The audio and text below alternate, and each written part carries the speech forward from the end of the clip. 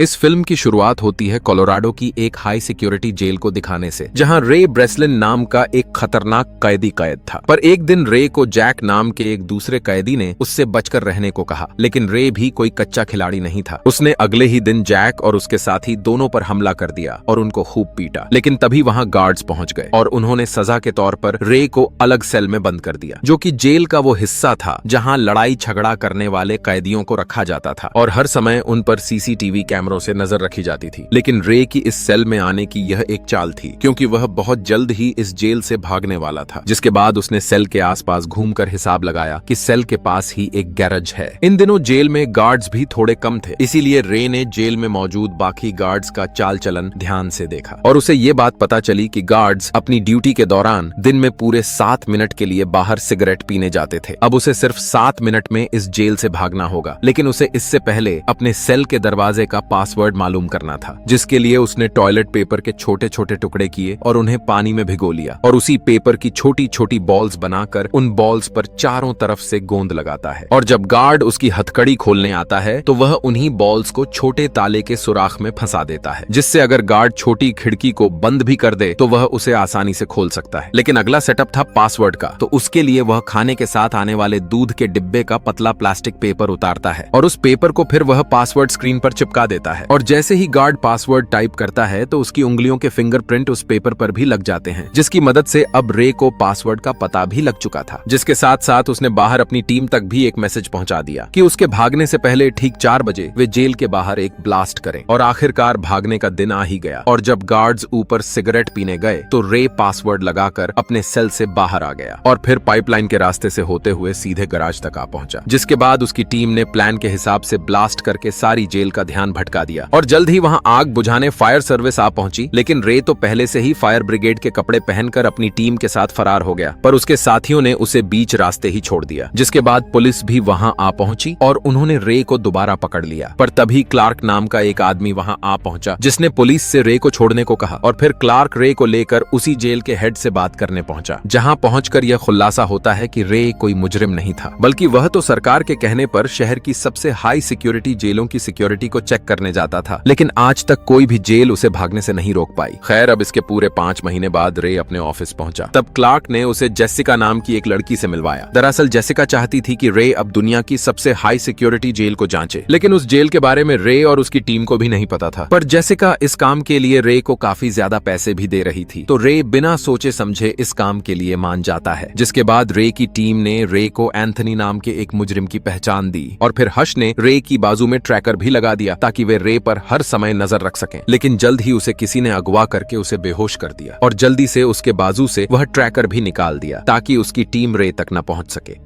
अब थोड़ी देर बाद जब उसकी आंख खुली तो वह एक कांच के सेल में बंद था और यह एक खतरनाक जेल थी जहां और भी कैदी कैद थे। इसके बाद रे की मुलाकात जेल के वार्डन विलर्ड हॉब्स से हुई, लेकिन रे को तो वार्डन का नाम कुछ और ही बताया गया था, जिस वजह से रे को थोड़ा अजीब लगा और फिर रे ने वार्डन से वह खास कोड बोला जिसे बोलकर वह किसी भी जेल से निकल सकता है। लेकिन वार्डन ने उसकी कोई बात न सुनते हुए उसे सेल में भेज दिया। दूसरी तरफ रे की टीम रे का पता लगाने की पूरी कोशिश कर रहे थे, पर रे का कुछ पता नहीं चल पा रहा था। खैर, जेल में मौजूद रे ने देखा कि यहाँ हर गार्ड ने एक जैसे कपड़े और मास्क पहने हुए थे और उनका जब मन करता वह किसी भी कैदी को पीटने लग जाते थे। अब यहाँ एमिल नाम का एक कैदी रे के पास आया और रे से कहा कि वह कोई मुजरिम नहीं है, पर फिर भी वह इस जेल में है क्योंकि कुछ लोग उससे उसके बॉस का पता पूछना चाहते हैं और यहाँ मौजूद सभी कैदी ऐसे ही इस जेल में लाए गए हैं जिन्होंने कोई जुर्म नहीं किया। अब रे और एमिल दोनों आपस में लड़ना शुरू कर देते हैं, जो कि उनका एक प्लान था ताकि वे इस जेल के गुप्त कमरों तक पहुंच सकें। और आखिरकार उन्हें जेल के उन गुप्त कमरों में बंद कर दिया गया जहां उन्हें तेज रोशनी जलाकर टॉर्चर किया जाने लगा। इस कमरे का तापमान इतना ज्यादा था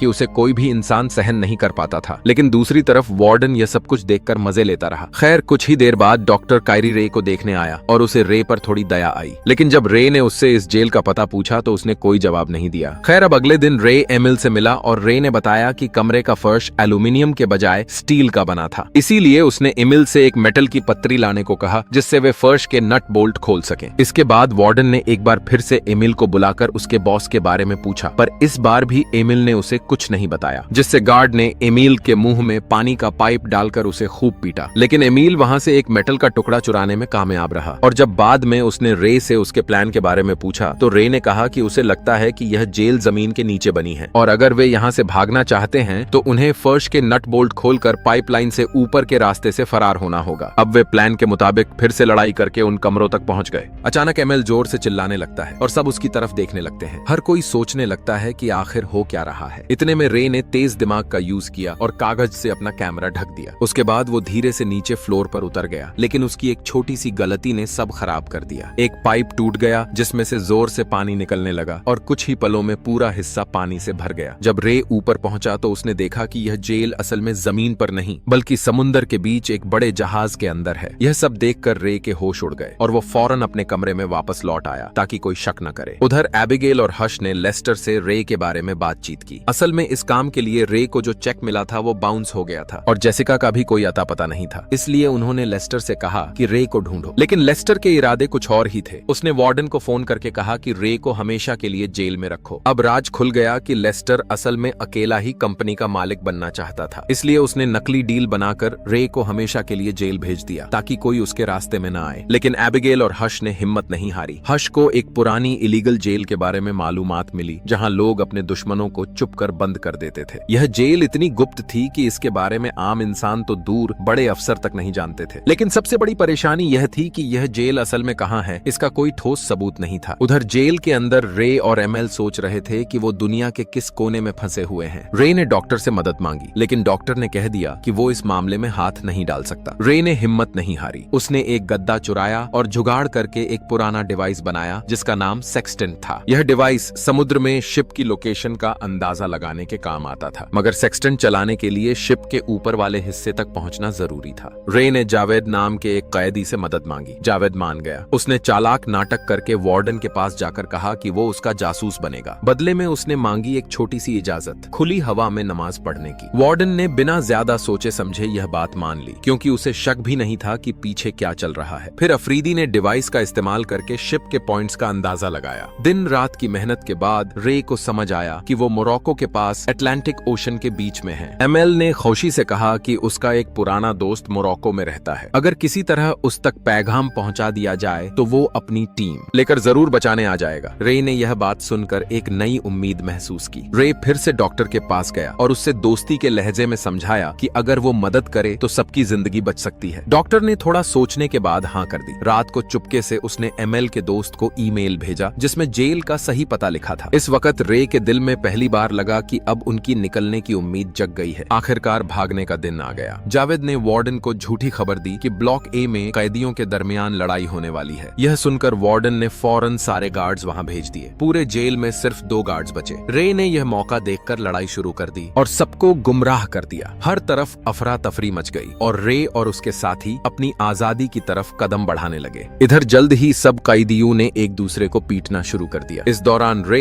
एमएल और जावेद शिप के ऊपर वाले हिस्सों की तरफ जाने की कोशिश करते हैं, लेकिन वार्डन ने फौरन पूरे शिप में लॉकडाउन लगा दिया। तीनों के ऊपर पहुंचने से पहले ही तमाम दरवाजे लॉक हो गए और मजबूरन उन्हें वापस लौटना पड़ा। इसी वक्त अमेरिका से एमएल का दोस्त अपनी टीम के साथ हेलीकॉप्टर में वहां पहुंच गया, लेकिन शिप के अंदर गार्ड्स और कैदियों के दरमियान जबरदस्त गोलीबारी शुरू हो गई। अफसोस की बात यह थी कि इसी लड़ाई में जावेद के पेट में गोली लग गई। रे ने फौरन फैसला किया कि अगर कंट्रोल रूम की बिजली काट दी जाए तो दरवाजा खोलकर भाग निकलना मुमकिन होगा। उसने एमएल से कहा कि जावेद का ख्याल रखो और खुद आगे बढ़ गया। जावेद, जो जानता था कि वो ज्यादा देर जिंदा नहीं रहेगा, उसने एमएल को जबरदस्ती कहा कि अपनी जान बचाकर आगे बढ़ो। दिल पर पत्थर रखकर एमएल ने उसे छोड़ दिया। थोड़ी देर बाद गार्ड्स ने जावेद को मार डाला। दूसरी तरफ रे कंट्रोल रूम तक पहुंचने में कामयाब हो गया और उसने शिप की बिजली काट दी। अब दरवाजा दोबारा खुल गया। एमएल भागकर शिप के ऊपर वाले हिस्सों को क्रॉस करता हुआ अपने दोस्त के हेलीकॉप्टर तक पहुंचने लगा, लेकिन गार्ड्स ने पीछे से उन पर हमला कर दिया। एमएल ने हिम्मत नहीं हारी और उनका सामना करते हुए रे का इंतजार किया। रे की बदकिस्मती यह थी कि वो अंदर पानी के टैंक में फंस गया था। गार्ड्स उसे ढूंढ रहे थे, इसलिए उसने नीचे का डोर खोला और सीधा समुद्र में कूद गया। तभी एमएल हेलीकॉप्टर में था। उसने देखा कि रे समुद्र में डूब रहा है। उसने फौरन हेलीकॉप्टर से एक लंबी सीढ़ी नीचे फेंक दी। रे ने मुश्किल से उस पर चढ़कर अपनी जान बचाई। अब दोनों ने मिलकर शिप के अंदर मौजूद तेल के टैंक्स पर अंधाधुंध गोलीबारी की। कुछ ही पलों में एक जबरदस्त धमाका हुआ और पूरा शिप हिल उठा। वार्डन और उसके गार्ड्स इसी धमाके में मारे गए। आखिरकार रे और एमएल सुरक्षित तौर पर मोरक्को के किनारे पर आ गए। वहां एक गाड़ी उन्हें लेने आई और उसमें से जेसिका बाहर निकली। रे हैरान रह गया क्योंकि यह वही लड़की थी जिसने उसे जेल में भेजने का जाल रचा था। जब एमएल ने कहा कि यह उसकी बेटी है तो रे के होश उड़ गए। यहाँ से एक बड़ा राज खुलता है। असल में एमएल ही उसका बाप था। उसने अपनी असली पहचान छुपाई थी ताकि दुश्मन उसे नुकसान न पहुंचाए। जेसिका असल में अपने बाप को जेल से छुड़वाना चाहती थी, इसलिए उसने रे को धोखा देकर जेल में भेज दिया। आखिर में जेसिका ने रे को लेस्टर की सच्चाई बताई कि कैसे वो गद्दारी करके जेल के वार्डन के साथ मिल गया था। रे फिर से एबिगेल और हार्श से मिला और उसे समझ आया कि लेस्टर को एक ऑफर मिली थी। अगर रे जेल से भागने में नाकाम हो जाता तो लेस्टर को कंपनी का सीईओ बना दिया जाता। लेकिन जब लेस्टर को पता चला कि रे बच निकला है तो उसने अपना सामान बांधकर भागना चाहा, लेकिन रास्ते में हार्श ने उस पर हमला कर दिया। अब जैसे ही लेस्टर होश में आया तो वो उसी गाड़ी में था। उसे लग रहा था कि वो बच गया है, मगर असल में यह गाड़ी एक बड़े शिप के अंदर बंद थी जो हजारों कंटेनर से भरा हुआ था। अब यह शिप कहां जा रहा था इस बात का कोई भी इल्म नहीं था।